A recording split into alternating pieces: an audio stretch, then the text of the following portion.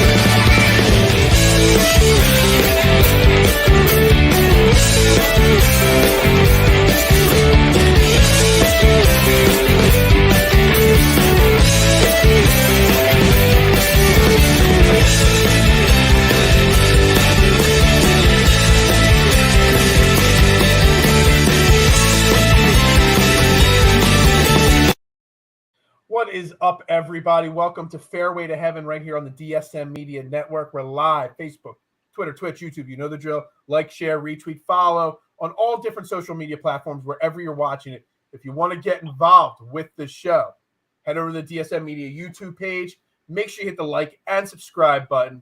And also, that's where you can put your comments, questions, thoughts, concerns. Like this example I put up there to preset the show. Who would have thought Tony Finau would be a back-to-back winner on the PGA Tour? Not First me. place Finau. First place, no more fifth place. First place Finau. Who would have thought it? I am your host, Phil Stifle, at Bearded Knowledge on Twitter. Join me as always, my main man, Jason Sullivan at JSully2121. Good evening, Jason. And again, who would have thought Tony Finau would be a back-to-back winner on the literally 12 months ago? He couldn't buy a win. Now he's got two in the course of 2 weeks. It's insane, isn't it? It's almost impossible to not root for him too. He's just like, there's something about him, like he gets choked up talking about his kid in the post round interview. Like he's just you see all these videos of him doing the Dougie everywhere. Like you love that. You couldn't wait to send me that. You thought that was hilarious. So little known facts that people close to me know is that when the Dougie song first came out, I was obsessed with it. Like I sat in my living room and learned how to Dougie. Like my God. So when I saw him doing that, it was just it's sensitive spot right here. So I really need to now get a video of you doing the Dougie to play on this show. Who do I have to contact to get a copy of a video of you Dougie? Little known facts is I can dance, which is weird. I know. Yeah, that's hard for me to believe. It really is. But yeah, do you need to have several adult beverages before you dance? Well, it helps the cause. Are you naturally a good dancer? Well, I'm naturally a good dancer, but I have, you get more rhythm the more alcohol you have. So a few beers later, you're good to go. You think you do. I am a terrible dancer, so to speak. But I used to. What? Yeah. I saw a thing about you're over 40 if this is your dance move and everything. So I was really good at it's true though, right? I was really good at the line dancing, like pre-structured dancing. Like I was in musicals, and you could teach me a set of dances. But I can't just go out on the dance floor and bust a move. If I do, Did you do that on your cruise ships or no? I did it on cruise ships. I taught line dancing on cruise ships. I also you're still well-rounded. I started being in musicals in the 6th grade. So I was singing and dancing, all that stuff when I was younger. So God, you think you know your friends, and then all of a sudden the Dougie comes out and you find out all this information. But I can't you tell me I couldn't even tell you like three. When I saw Finau dancing, if it didn't say the Dougie, I wouldn't have known that was the Dougie. So, yeah. I'm not really hip and cool with the trendy things that happened 5 years ago. More than that.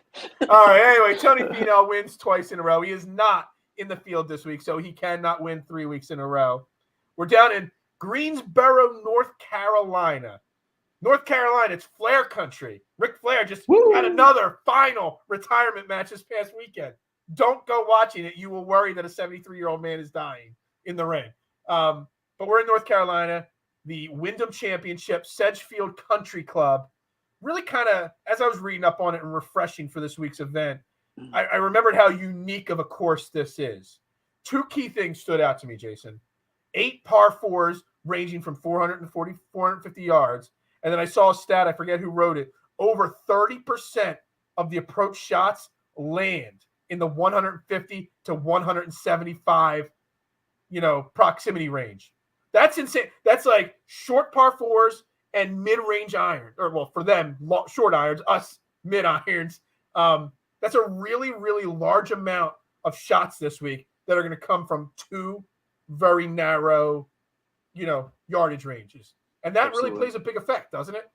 Yeah, it plays a huge part. And this is a weird course, too, where it's like the rough isn't that penal. However, the greens and regulation number, that's what changes the most, whether you hit the fairway or miss the fairway. That's the biggest thing. I think I heard this on, I think Kenny Kim said it over on the Fantasy Golf Degenerates, is that 70 to 80% of drives that land on the fairway, the greens and regulation number is 80% off the fairway, I should say. Okay. And then it's 50% out of the rough. So even though the rough's not penal, I mean, that's a huge difference in greens and regulation number. So you need to find guys that hit the fairway. Obviously, course history matters a lot. You said it in the intro, is that like, I think the question of the week is, do you play Webb or do you not play Webb? He's been terrible, but I mean, his course history is insane. I saw everybody in the world says, this fact, I'm sure, but everybody in the world, his daughter's name is Wyndham. Yeah. So, I saw, I think it was Reed Fowler tweeted out that the last 3 years, every major GPP at Wyndham Classic, whether it was the Millie Maker, the $5, all the big time GPPs, every single one in the last 3 years, Webb Simpson was over 30% owned, and all three of them, Webb Simpson was in the winning lineup. Wow. Even at 30%. So that kind of brings me to my initial question. I mean, we could talk about the whole 10K range and the course and all and what factors, but I think the number one factor is at what percentage would you cut Webb Simpson off at? Like, I don't know what he's projected at right this second, but he's got to be projected over 30. And Patrick Cantlay was over 30 last week. He was in a lot of top tier lineups. Is 35% when you say maybe I don't play Webb? Is 40% when you say you don't play Webb? But if he was in the winning lineup in every single GPP the last 3 years at this event, how do you say no? Even with his bad recent form, I don't know how you don't play him. So I'm seeing right now, Fanshare has him at 11%, which is crazy. Fantasy National has him at 10.8 right now. But that's got to go up, man. The one thing I will say, in every article I've read and every podcast I've watched, everybody's afraid of the number. I think DraftKings did a good job with the 10-7 number. I think if he's 9,300 or 9,000 or something, I think he's in every single lineup, right? I mean, I think it's a no-brainer. But 10-7 makes you think about it. You're going to want a guy that's a stud at 10-7. So it's interesting for sure. I don't love the top range, to be honest with you, but I don't either. That stat is crazy that he's been in all the GPP winning lineups. And a lot of chalk has been hitting lately. I mean, I think that says a lot about the industry in general. Like, I mean, last week you said Cantlay, you brought up Cantlay. Cam Young was the same way. He finished second too. I had both of those guys in a lot of my lineups. Cantlay in the contest I was in was 40%. Right. Cam Smith I think was 32 or something crazy like that. So I mean, you can play these guys. You just need to differentiate at some other point. So then the question is, like, look, both our sites are saying 10, 11% for Webb Simpson. Say it creeps up, at that 10-7 price. Like, I was thinking that at some point maybe Fantasy National had a misprint. But you saying Fanshare is right about the same amount. Maybe the price is scaring him away. If he was in that 20, 30% range, would you want to just like load up and put a massive amount of Webb Simpson in your lineups? Or would you like to go the other way and just get a little touch of him in your lineups? Like go under the average or over the average with him. Now seeing 10, 11, 12%. Now I'm thinking I don't have any clue what to do with Webb Simpson at this point. But if he's 10, 11%, I feel like if I'm doing 20 lineups, he's got to be in 6 to 8 of them if he's only going to be owned in 10% of lineups with the course history. Yeah, no, I agree with you. I feel like you got to make a decision. It's got to be one extreme or the other. You either got to play a ton of Webb or none. I feel like that's got to be the key. And to be honest with you, like, I don't love the 10K range this week. Like, obviously Shane Lowry, he's been playing well all year. He doesn't win. Like, do you have a lot of faith in him?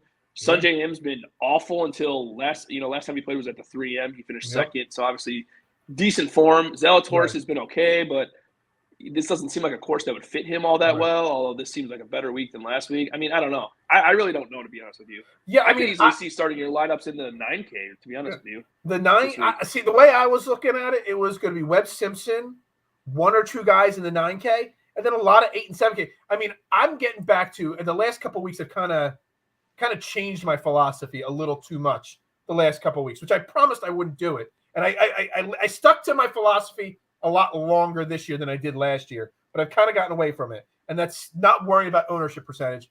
Trust my stats, trust my model, and stuff like that. And my model is chock full of guys in the low 8 and upper 7K range as the guys to play this week. And I focused heavily on approach, that 4.50, that 150 to 175, putting, huge this week. That's what I focused in on this week. And that's telling me play guys in the 7 and 8K range, which means if I'm going to play a lot of, say, Adam Svensson is my number one guy in my model this week at 7,500.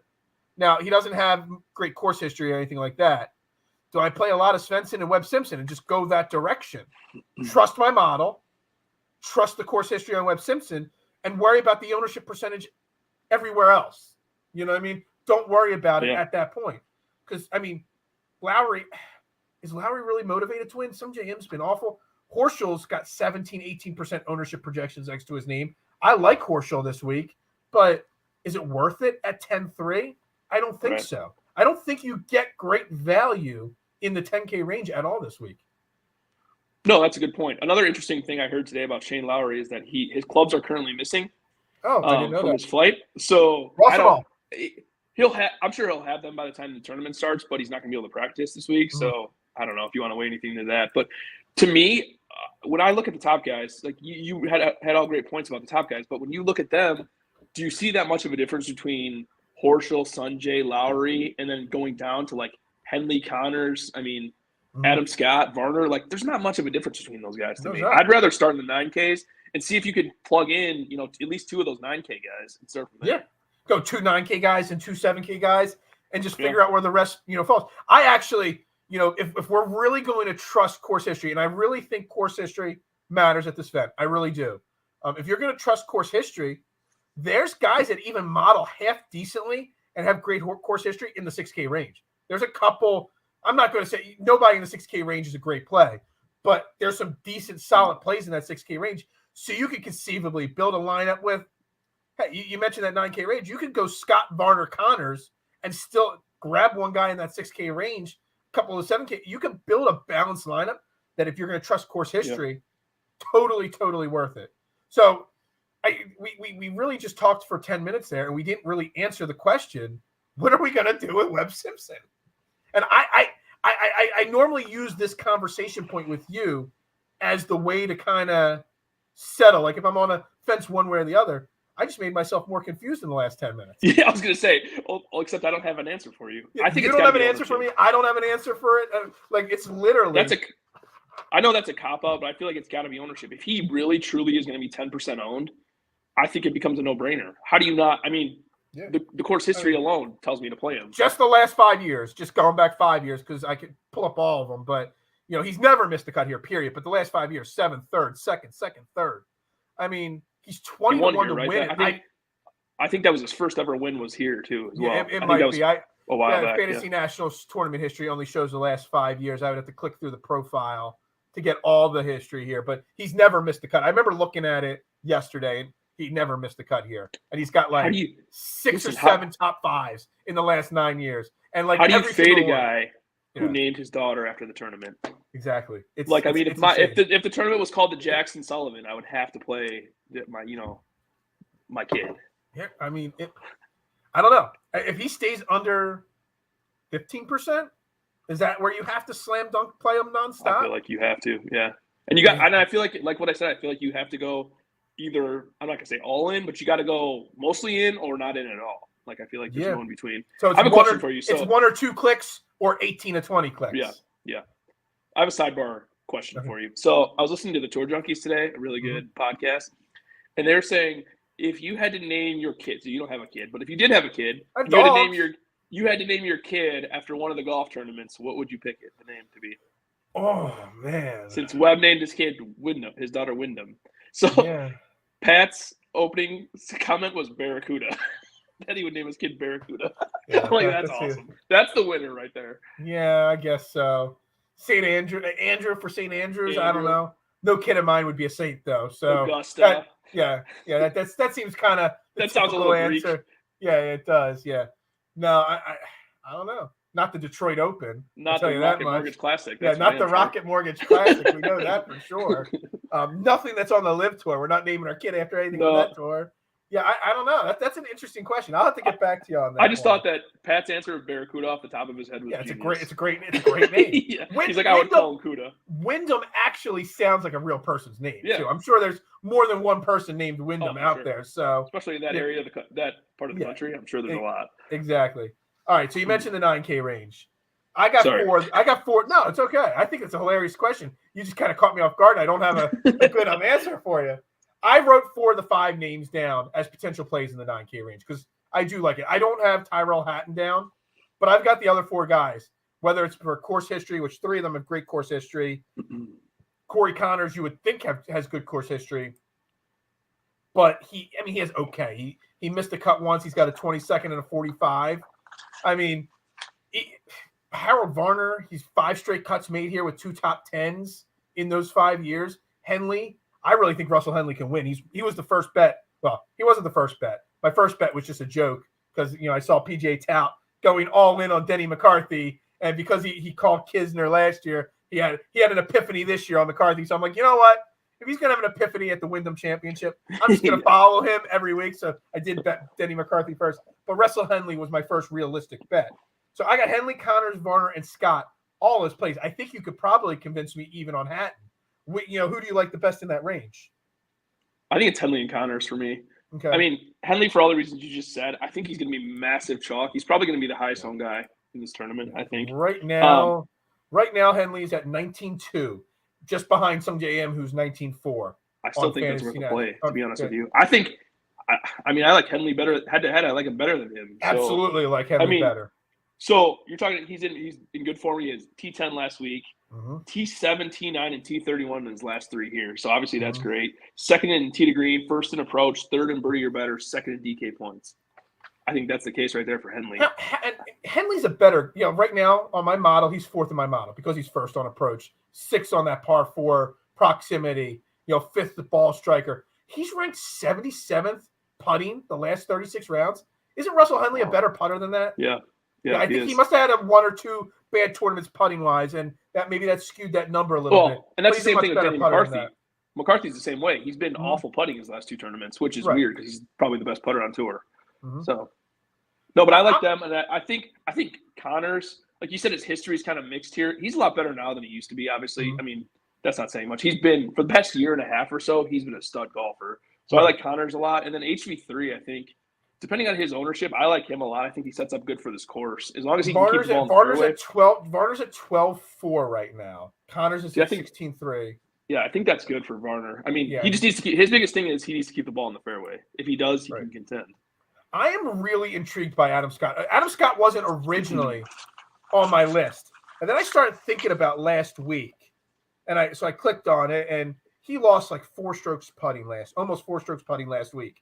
And – it was probably was it the 3rd round or the 3rd or 4th round? He just completely shit the bed. Yeah. You take that out, I bet you he was probably in the top 10 or 12 at one point last week. I bet you he breaks even on strokes gained putting last week if it wasn't for that 1 round. I remember seeing people tweeting about all the short putts Adam Scott was missing last week.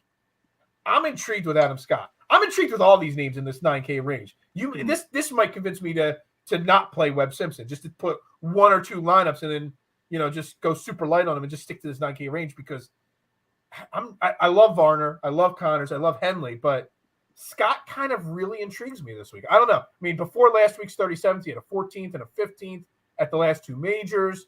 I mean, the only missed cut he's had really in the last couple of months is at the PGA Championship. So the guy's played pretty solid golf this year. 12% ownership too. Exactly. So that's pretty low. I got him at 11.5. I mean, I kind of really am intrigued by Adam Scott a lot this week. Yeah, no, I don't mind that at all, too. I feel like This range is loaded. I feel like I'm going to play at least 2 guys in this range for sure. Probably 3. If I'm probably, I don't know. It's going to come down to ownership on whether Connor's yes or no. There's a chance all 4 make it, but it's probably going to be Henley, Varner as my heavy used guys in this range, and then a sprinkle of Scott just in case his putting bad putting carries over this week. Maybe not expose myself to him too much. Mm-hmm. That sounds terrible, just so you know. Sorry. And Connor, he decked out all in brown. Yeah, you like the brown outfits? He likes the khaki outfits, the khaki color. Khaki pants, khaki shirt, khaki hat, khaki glove. Yeah. I bet he's got khaki boxers on underneath there too. Probably. All right. Let's start that 8K range then. We with just the lost guy, all the viewers. Yeah, sure. No, actually, we held strong. We gained one there. The man of the hour, Denny McCarthy, 23rd in my model. The man of the hour. He's like the worst play in this range. He sounds awful, but PJ Tout, my man, I love him. Been on this show many a times. Loves him some Denny McCarthy this week. I start looking. He's got a 15th, a 9th, a 22nd, and a 36th the last 4 years here. I mean, 13.5% ownership. He's 23rd in my model, so I don't know why he's so bad. He's 7 strokes gained total. He's number 1 putting in the last 36 rounds, overall putting in this field. And he's been horrible for the past 8, so that tells you something. And he's still number 1. Yeah. He's 23rd in that 150 to 175 proximity range.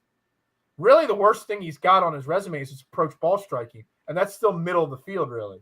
Listen, John doesn't just throw picks out either. He's not that guy. No, he's not a clickbait media guy. And he was so all about kids last year that I feel like I got to play McCarthy too. Yeah, exactly. I there's no way I get off of him. So what do you do in this range with some of the chalky guys? Siwoo and Tom Kim, both going to be massive chalk. I have not played Tom Kim once yet. What's he been hot for? Like the last 3, 4, 5 weeks. I've played him every week. I've stayed away from him every single week. I haven't won any much money the last couple of weeks, but it's not because I didn't play Kim. Siwoo Kim, when I was watching, I don't know if I was watching the 3rd or 4th round last week, and they were talking about how they just can't imagine how Siwoo Kim has had, by his standards, such a bad season. You know what I mean? Like, he hasn't had any super tight. He's a former Players Champion, and he hasn't really truly contended. I know he had a great finish. I know he had a good finishing position at the Open, but he was never really in true contention. Was it last week? He had a pretty good finish last week too, right? 14th, yeah. Yeah, and I think he was higher up at the board at one point.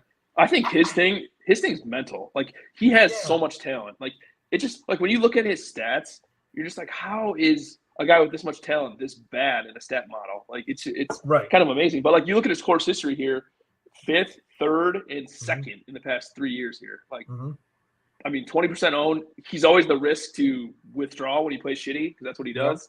But I don't know. I don't know how you don't play him. So I have a rule, okay, when I'm doing my lineups.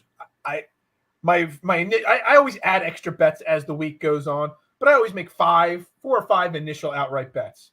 And the first lineup I build, I put all my outright bets in a lineup. And then sprinkle in whatever else fits. Last week, actually, it was one of my best lineups. I had my bets in there because all my bets did pretty decently. And then I put some random low 6K guy in there. I don't remember who it was. This week, Siwoo Kim, Russell Henley, McCarthy are all outright bets I made. So there will be a lineup with all 3 of them. But for all the reasons you just said, and at the ownership percentage, I can't click Siwoo Kim's name more than 2 times this week. The one lineup there, and then we'll see how many more. Siwoo Kim has to be a very low exposed guy, in my opinion. My first thought when I was doing like my research today is when I saw that he was going to be 22%, was like 22% Siwoo. What could possibly go wrong? Everything. A lot could go wrong there. If there's a guy that you probably don't want to play when he's chalk, it's probably Siwoo. Just throwing that out there. Yeah. And if he does withdraw or he blows up and miss the cut, which he's played bad enough to miss the cut, everybody else playing him, you don't have any exposure to him or very minimal, that kind of puts you a step ahead of everybody else in your lineup. So be cautious. I think word of advice too, I think this week is with Tom Kim, be cautious. 21% ownership for him. The dude's been playing a ton. And I mean, his finish is obviously 7th last week, which is great, but like 26th at the 3M. Like, I know he did good in Scotland too, but like, he's not really blowing away the field. I mean, his price has been so low that it's been a no-brainer. It was 7,300 2 weeks ago. I think like 76 last week. So his price has made him worth the play. Now he's 8,600. Do you think he can keep it up? I don't know. I wouldn't be too pumped. I mean, I'm going to play McCarthy a little bit. I got to bet Kim, going to get 1 or 2 clicks. I'm going to play a little bit of Kevin Kisner, but I'm double checking real quick a refresh on this ownership percentage. Yeah, I mean, it's okay. I'm looking further down the board in the 8K range for Brian Harman and JT Poston. Poston. I think Aaron Wise too. I like Aaron Wise too. Aaron Wise is another one. Poston doesn't have great course history here, but he's got great course history. He's missed 3 of his last 5 cuts, but he's also got a win here. You know what I mean? So it's kind of like you're either going to get. Yeah, he's been. I think he missed 2 cuts. You said right, and then he missed the last 2, but he won it the year before. Right. Okay, and then he had his recent form is like a first, a second, and 11th in his last 3. Exactly. I mean, he might not win this week, but he's gonna contend. He's gonna play well. Yeah. And Brian Harman just strikes me as a guy. These shorter holes. I mean, he's 26 in that proximity, man. He hits the fairways. 11th in fairways gained. 9th ball striker in the field, man. I mean, Brian Harman at 6 and Poston 2nd in my model this week. Be careful with Brian Harman. Why? Has he got some issues? Whenever he's chalk, he misses the cut. Well, he is not. Harman's only 12. I got Harman at 12.4% right now. Fanshare has Harman at 24. Holy crap. That's a huge difference, 24 and 12. Something's got to give there. So I'm going to have to star that and keep an eye on I just feel like if those 2 guys are – okay, so they have Harman at 24 and Poston at 21. Yeah, and then Wise at 8. If Wise is 8%, you got – play Wise when he's under-owned. Trust me. Mm-hmm. Trust me. Yeah, Wise is at where was he? I just lost it. Wise is 12% too on Fantasy National. Play him when he's under 15.5 and Harman 12.5 right now. That's interesting. That's very interesting. But I'm so man. You're really trying to convince me not to play Brian Harman. Last time he was chalk, he trunk slammed. Keep that in mind. He did. 7 over in the first round. Last time. We're gonna have to monitor that ownership percentage on Brian Harman for sure. But his just type of game in general just seems to want to fit a course like this. Yeah, for sure. He's an accuracy guy. Good putter. Good at all the thing. Doesn't hit the ball a ton. You don't have to hit the ball a ton here. No. So I like him. And Aaron Wise. I mean, you make a good point about Aaron Wise. So I do like Aaron Wise. Aaron Wise thing is talent. Like he's just a really talented dude. He just hasn't put it together yet, but he's got so. I feel like when you talk talent in this range, he's the most talented guy in the 9Ks. Yeah. Absolutely agree. All right, 7K range here. All right, so which one do I want to start with here? We got.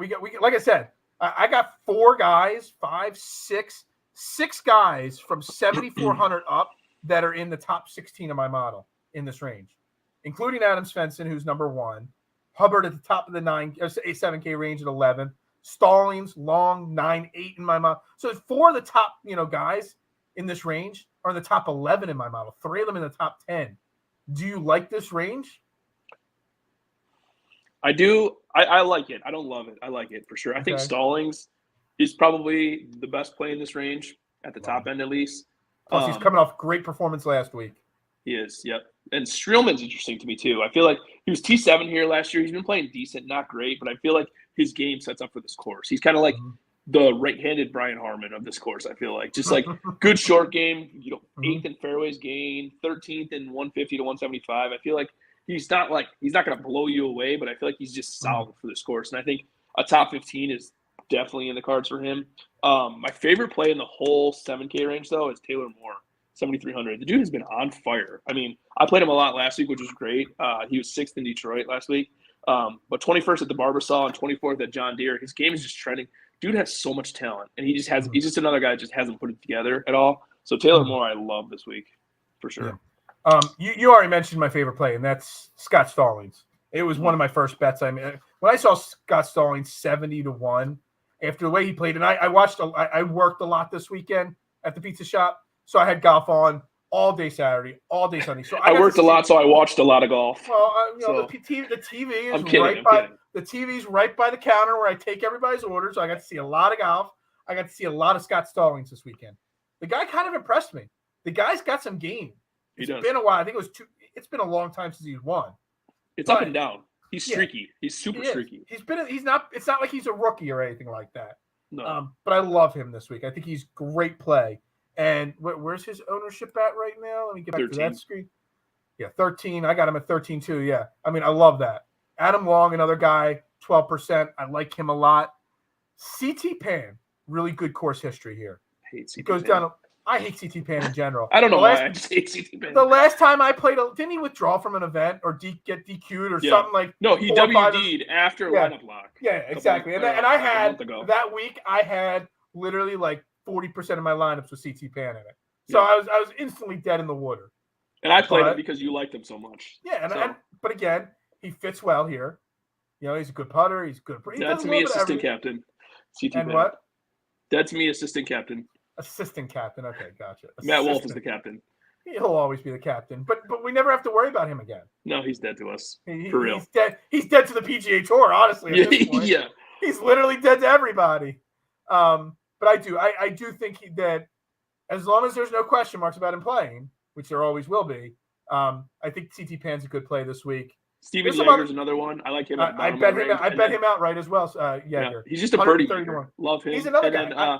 I don't think I saw. I was gonna say I think I saw more Yeager last week than I did when I used to drink Yeager out of the bottles in college. So he was on TV a lot last week. I can't even smell Yeager to this day. It just the smell of it makes me want to throw up. But yeah, I like him and I like Vincent Whaley too. He's been playing really good golf. I got Tyler Duncan written down as a decent play. Taryn's been playing really decent golf lately as well. Lipsky's a good play too. Lipsky burned me also. The last time I was heavily, just like CT Pan, the last time I was heavy on Lipsky, he burned me. But man, I wish there was a way I could get inside the mind of CT Pan. So if I knew he wasn't going to withdraw, after locks, I would definitely have a lot of CT Pan. What are your thoughts on? Is that a Korean thing? Is that like a Korean thing? I don't know. Like they always might WD. They always do it. Hideki all the time. What are your thoughts on Adam Svensson? Because he's been kind of early in the season. He kept making cuts and not getting any price bumps. He's kind of had a little bit of a slowdown. Missed the cut at the 3M. 24th last week, 6th at the Barbasol. 24th at the John Deere. I'm looking at it more. I'm looking at his putting numbers. If this is going to come down to a putting contest, even the week at the 3M when he missed the cut, he still gained almost 3.5 strokes putting. At the John Deere back in July, he gained almost 9.5 strokes putting. He's a good iron player too. He's a great iron player. I think his thing is ownership. I mean, if he's going to be 20% owned, that's a definite no. If he's going to be at 15 right now, where's your cutoff on that? That's questionable to you? 15. No, if he's 15, I probably won't play him, to be honest with you. Okay. I'm just trying to get back to my trust my model, trust in, what was my line I used so much this year? Don't pivot just to pivot. If you really trust a guy's skills, trust him. And I stuck to that all year. I had a really great, successful year. In the last 3 weeks, I started getting funky and pivoting off of guys that I liked. Yep. And all of a sudden, I'm having losing weeks. Trust your gut. I think that's the biggest thing. You know how many times I do that where I'm like, you're picking between two guys and you're like, well, this guy's lower owned, but I like this guy way better. I got to pick the lower owned guy. It's like, and I play the better play. I started doing that. And if Adam Svensson, there's only one time in the beginning of the year when I was winning all the time, there's only one time that I didn't play the number one guy in my model. That was Luke List, and he missed the cut that week. But outside of that, I've always stuck to playing the number one guy in my model every week. So I think Svensson, he fits it. I'm not worried about his own. And now if it gets up to 20, 25%, that would get scary. But do you remember your quote from the beginning of the year about playing, like not worrying about ownership and just playing the winner plus John Rahm? That was your that was way back in the year. Just get John Rahm and if I could just play the winner and John Rahm every week, I'd win. Yeah. And it still holds true. I mean, John Rahm sucks now, but I would still play it. Deep Thoughts by Phil Stifle. Yeah, I'm a real deep person, all right. Yeah. I've made dirty jokes. I've talked about the color of Adam Scott's boxers. You know what I mean? I told you before we went live to make sure there's no poop on your hands. You know what I mean? So, question Korean people's loyalty to the game. I know. We've really been on fire here today. Yeah. All right, let's get to this 6K range here. Because like I said, you're gonna love my first 6K guy. Okay, give it to me. It's your boy from last year, Charlie Hoffman. Back from the dead last week. T10 at the Rocket Mortgage. I know. And when he gets rolling, he had an awful season this year. He did. But he's dead and rolling. He did. You know what he needs? He needs to get the green glove back, Charlie Hoffman. Yeah. He went away from the green glove. It's ugly, but he went away from it and he starts thinking. Yeah. Charlie Hoffman did play really well last week. Yeah. when he gets rolling, I really like him a lot. What's his who do you like price in this this range? week? 6,900. 6,900. He's missed the cut here twice. The last 2 times he's played here. Charlie Birdies. Yeah, but you know what? He's getting hot right now. There's a lot of guys trying to get into. Before I get into my guys, there's a lot of guys trying to get into the playoffs. Obviously, you know they already announced the rules this year. Top 125 get in. Next year, it's going to fall to the top 70 only get into the playoffs. There's a lot of money on the line in the playoffs. These guys, I think the rule is if you make it into the playoffs and then you make it to the next week, I think your card's locked up for next year, right? So a lot of guys want in. So there's a lot of guys in the 7 and 6K range. Do you weigh that when you're making your thing? Like if a guy's like, say he's 130, do you weigh that in your approach? A little bit, like not a lot, but you know, I might like someone like Charlie Hoffman. I don't know. I think he needs to finish like top 5 or 10 this week to make the playoffs. And he could. And he really could because he's playing well all of a sudden.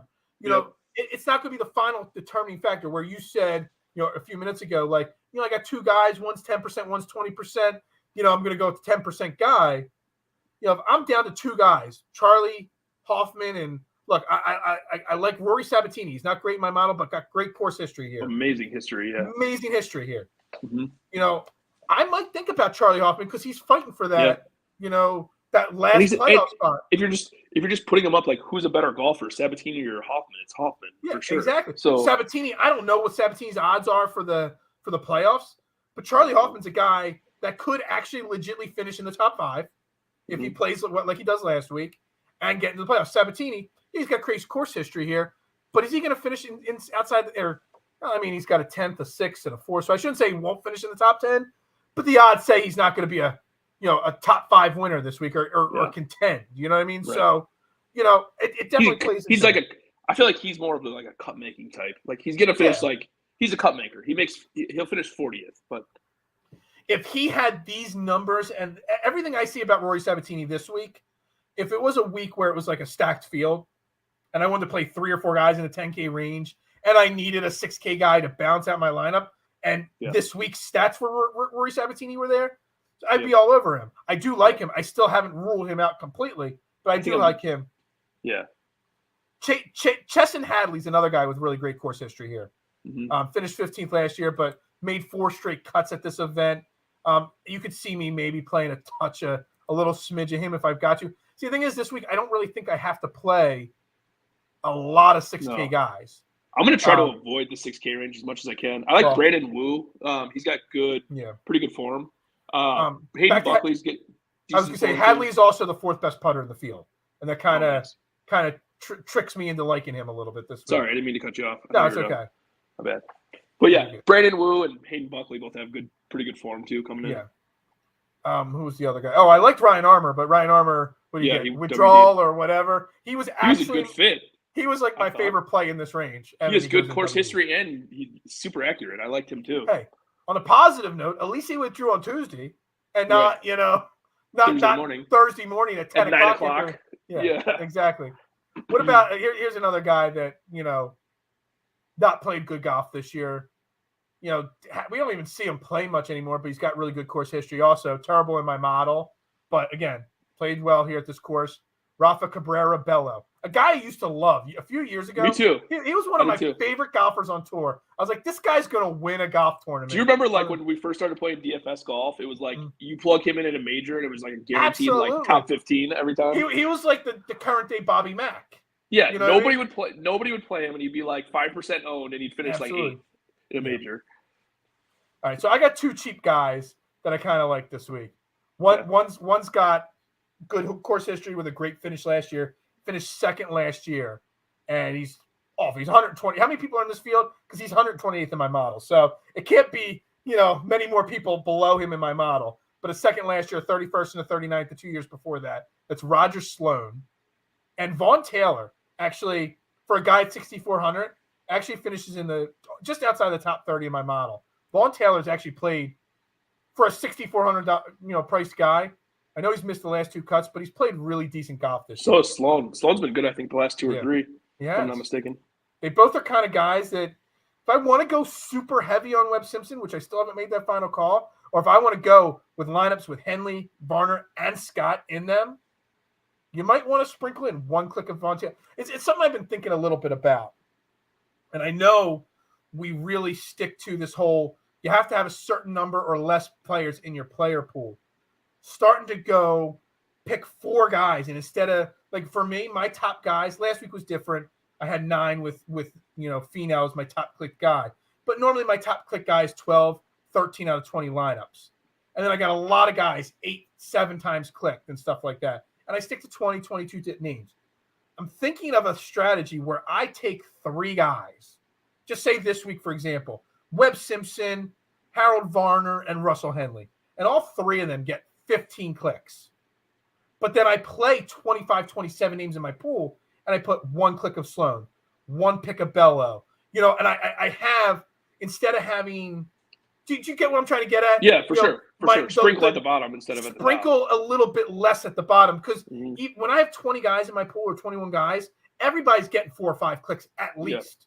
Yeah. And then, like last week when a bunch of guys missed the cut in my pool, it just totally eliminates so many lineups. It's hard, though, because it's like a theory I've been trying to figure out in my head. Right, you know it's hard because if they make the cut, then you got 5 lineups, with 6 of 6. Right, that's the problem. So yeah, it's hard. It's something I've been theorizing about, and I might give it a shot this week because of what I got. Turns out DFS golf kind of hard.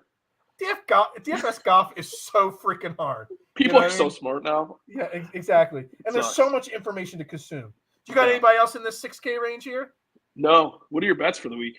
Well, I got 5. I've already mentioned them. Russell Henley, 25-1. I got Siwoo Kim at 28-1. I love Kim way better as a bet than I do as a DFS Me player. too. I'll remind everybody on that.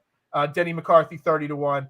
I still say Scott Stallings, it's my favorite. I mean, we talk about Webb and all these guys. There's a very good chance Scott Stallings gets a lot of clicks for me. I got him 70-1. I really think, I really firmly believe Scott Stallings could potentially win this event this week. I did see a weird stat. I got Jaeger at 131 as well. I saw a stat, and I don't know. I didn't fact check it. I don't even know if I'm going to say it right. I saw it, and I saw BK. I know exactly what you're about to say. So since the Waste Management Phoenix Open, which was back in the beginning of February, there have been only 3 times a player outside of the top 20 has won an event this year in 25 events.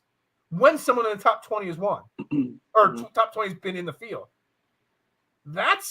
So we keep betting all these. Like, we've got Shane Lowry is in the top 20. And is Horschel or Im? There's 2 guys in the top 20 this week. I think. Yeah, Im and Lowry are both in the top 20. So the odds say 3 out of 25 times that one of those guys in the top is only going to have a chance at win. But here we are betting 70-1, 130-1, and whatnot. And I'm really, really struggling with my whole entire betting philosophy now. I saw a similar stat, kind of along the same lines. PGA Splits, I think. What is it? PGA Splits 101. I think he put out that the last 11 tournaments, nobody has won below 40-1. So that's interesting too. That proves the point. I mean, top guys have been winning. That's just reality. The chalk that's won in DFS and the chalk that's winning on bets. I mean, that's why the best players of the world always win the events. Yeah, I mean, it's kind of sad. I kind of feel bad for the back end guys, but you want to be. They're all going to Live Tour. Yeah, exactly. They're like, after this, I'm out. What bets do you got this week? I only have 2 so far. I'm still kind of trying to narrow it down. I have Aaron Wise at 40-1, and then HV3 at 40, which I think HV3's number at 40 is awesome. HV3's 40-1 when he's a 9K priced guy. Kind of tells me something there, Kind of tells you not to play him in DK, huh? Yeah, exactly. But I bet on him. So or it says that 40-1 is a great price, and that's good. Yeah, I'm really still so stuck and struggling on that whole. We always pick these long shots every single week, and they don't win. Why do we, instead of having 5, 6 outrights and putting 1 unit, maybe we should just start betting 2 or 3 people in the top end, putting double the bets on those guys. That's what my buddy Sean says. Remember we had him on the show? He says that too. He's like, I'm just going to put more on the top guys. They're the guys that win. I'm like, you might be onto something here. I think he might be onto something. Yeah. You know what the worst is like last week I had 2. I forget who I had was the second one, but Lebiota and somebody else. that were both over 100 to 1, and I was so confident in those bets for some reason. Like, why am I confident in 130 to 1? Yeah, Like, I'm doesn't not make any confident sense. in my Jaeger bet. I think Jaeger can make the cut. I think Jaeger can. He's a good player. He's a good player. He might finish Yeah. top 20 or something like Good that. birdie maker. It's one of those you take a shot in the dark. I do like my Scott Stalling 71, but everything we just talked about for the last 3 minutes tells me I should just withdraw that dollar and throw it on Webb Simpson. You know, throw $5 on Webb Simpson to break even on to finish in the top 5, because that's basically what we should be doing. Especially because his daughter's name is Wyndham. I'm just going to keep saying that. I think. Anyways, on this episode last year when we did this, I think we mentioned Wyndham like 75 times as well. So I'm going to do it 76 times. Real quick, because you mentioned all these guys going to live. Did you see Tiger Woods turn down $700 to $800 million to join the live tour? Can I just tell you what? Tiger just went from my favorite to my favorite golfer of all time. Can I just tell you I appreciate Tiger. I don't love Tiger like everybody else does. I appreciate the hell out of him. Like, he's the best thing to probably ever happen to a sport, maybe outside of MJ. 100%. But I think that just makes me love him. Like, I'm all in on Tiger Woods now. Yeah, I agree. I mean, that's more money that the person in Illinois that won the Mega Millions. That's more money than there. It was a $1.2 billion jackpot, and the lump sum after taxes is like $450 million. That's more money than they got there. Yeah, I did not win that. That's why I'm still. I should have won that. Yeah, you liked my tweet the other day about that, right? I should have won that. Yeah, I should have. I wouldn't be on the show right now if I won that. Right. I'd be off of social media 110%. Can I just tell you that "should have" is my least favorite phrase in the world? Yeah, shoulda, coulda, woulda. Yeah, didn't. So yours is shoulda. Yeah. Mine is it is what it is. I hate that line. That's my least favorite line. So real quick, and I'll let you go. Talking about all these guys going to live. Did you see all the new changes to the new season? All the extra money being put up front and all that, and the new schedule that's been released. Do you think the PGA has made any progress in the last month or so to convince some of these guys not to go? I think they have. I mean, I think they're doing everything right. I feel like they're kind of doing it with a gun to their head, so I'm not going to give them all the credit in the world, but I feel like it's much needed. I mean, the PGA Tour makes a crap ton of money. So I think, spicing this up a little bit. Like, I was looking the other day, I think it was Finau, that his career earnings is 30-something million. Like, that's for a dude that's like in the top like 10 or 15 golfers in the world, 30 million is really not that much when you think about it. No, exactly. So, and those top guys are gonna make more money. The bottom guys are gonna make more money. That's and who said, talking about the travel? Who was talking about the travel? Your boy, right? Wasn't it? No, was it Patrick Reed? No, his name who? Oh, who's the golfer who? Bitching about the travel, and that's why he's on the LIV tour. Hunt, right? Yeah, who? It's not Hunt, it's who. And he's bitching. Idiot. But then you know what? After he started bitching and moaning, multiple golfers that are still on the PGA Tour. Byung Kim or Byung BK, what's his name? the other BK. Yeah. The other BK. Byung An. I couldn't even think of what his name was. Yeah. I mean, I think they're making the right. I don't think it's 100% right. Yeah. I don't think they made submarine pitcher. I don't think they made enough steps forward, but I think they made enough progress that some of the big name guys are going to get so much bonus money that I think less. I don't think there's many more big name guys that are going to jump ship at this point. Well, it's just unbelievable too that like Schwartzel won the first week, and then Stenson jumps and then he wins last week. Like I don't even know who won. Yeah, I don't even know. I haven't watched any of it. Henrik Stenson won last week in his first week. Yeah, that's figures. Yeah, exactly. Yeah, I have no desire to watch shotgun starts from guys that aren't really putting in the effort. All dead to me, for sure. Exactly. Did you see? I mean, people were making fun of Brooks Koepka. He was rolling up to the first tee box in a golf cart, or his first tee, whatever hole he was starting on, with his new wife sitting on his lap, just chilling like this in the back of the golf cart with her in like some skimpy dress sitting on his lap. Come on now.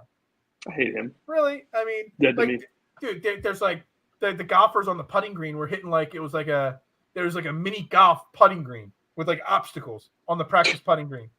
I was like, seriously, guys, this is not That's unbelievable. But, man, more power to Tiger Woods for turning down $750 million. Sorry. Bless you. No, you're all good. All right, so we're gonna wrap this one up here, Wyndham. Next week we start the playoffs, the stretch run here before the President's Cup and then the offseason. Playoffs. That's right, playoffs. My Phillies made some trades today to get to the playoffs. Thor Thor is now joining Zach Wheeler. I don't remember which Avenger was Zach Wheeler. I don't remember. I know the other one. Harvey was Captain America. I don't know which one Wheeler was. Anyway, we're gonna wrap up this here, the Wyndham Classic. Again, if you're watching on replay, make sure you hit the like and subscribe button there on YouTube. We'd greatly appreciate it. Follow Jason at jsully2121, me at Bearded Knowledge, Fairway to Heaven _ and DSM Media. We'll be back next week with the playoffs. Everybody have a great week. And let's win some money this week. Scott Stallings, baby. See you.